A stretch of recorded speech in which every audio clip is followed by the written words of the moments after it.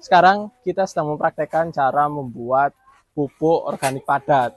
Jadi bahan utama dari pupuk organik padat ini ada kotoran hewan, terus ada sekam bakar, terus ada beberapa bahan pendukung lain seperti E4 dan molase yang sudah kita campur beberapa hari sebelumnya seperti itu. Dan saat ini ada beberapa bahan yang kita siapkan, ada 20 karung untuk pupuk untuk kotoran kambing, 20 karung kotoran kambing, ada 15 karung untuk kotoran ayam serta beberapa karung sekam seperti itu. Dan ini sedang proses pencampuran dan persiapan untuk melakukan proses lebih lanjut seperti itu.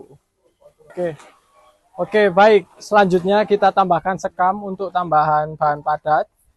Nah, ini adalah sekam bekas untuk peternakan ayam seperti itu. Jadi ini adalah salah satu limbah yang bisa digunakan dalam proses pembuatan pupuk organik padat.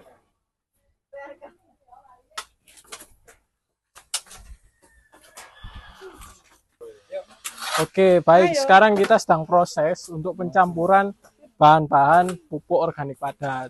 Jadi kotoran kambing, kotoran ayam, serta sekam kita campur jadi satu hingga merata sebelum kita tambahkan larutan E4 dan molase seperti itu.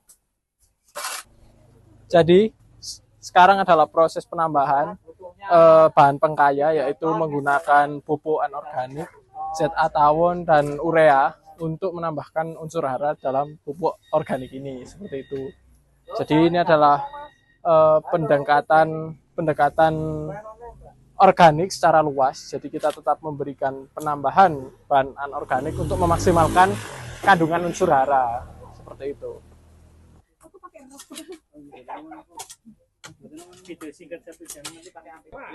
Baik, sekarang kita menambahkan bahan yang lain yaitu bekatul atau detak halus dan sedikit arang sekam. Sebagai tujuannya sama, menambah unsur hara. Jadi kita campurkan secara merata seperti itu. Jadi sekarang ini adalah penambahan dari larutan E4 dan molase.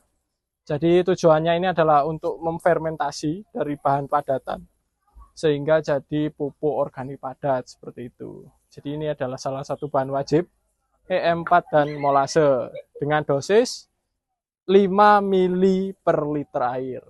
Seperti itu.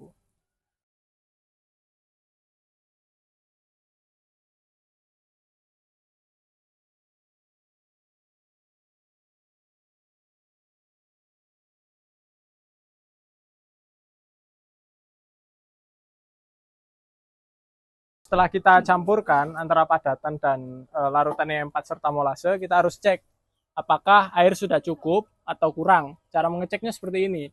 Jadi kita ambil, terus kita genggam.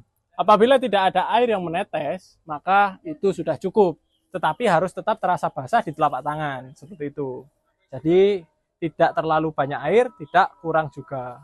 Seperti itu. Langsung kita tutup pakai terpal, silakan. Setelah dicampur semuanya, kita tutup pakai terpal dan kita timpa pinggir-pinggir dari terpalnya agar tidak terbuka kembali karena angin atau karena hal yang lain. Nah, setelah itu kita tunggu proses pengomposan ini sekitar 2 minggu atau lebih seperti itu. Terima kasih.